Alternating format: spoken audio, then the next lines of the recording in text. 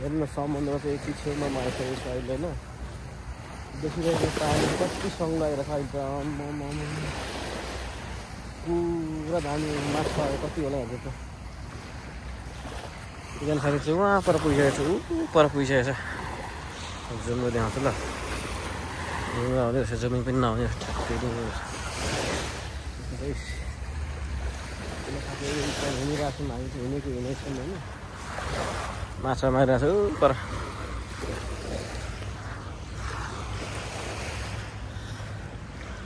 साथीहरू यस्तै छ है हिँडेको माछा मारे माछा समुद्रमा कम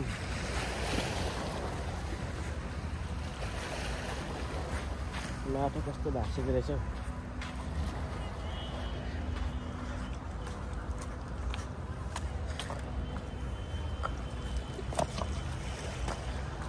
हेर्नु न यस्तो यस्तो ठाउँहरू छ कस्तो दामी दामी ठाउँ छ यहाँ धेरै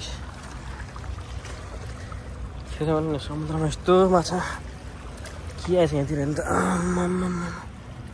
ल हेर्नु यस्तो यस्तो ठाउँहरू पनि छ क्या यहाँ कति राम्रो राम्रो छैन त यहाँतिर साथीहरू कहाँ पुग्नु भयो तपाईँको मोबाइल मैले त बोके गरेको छु त यार खोइ कहाँ हो साँच्चै थियो माछा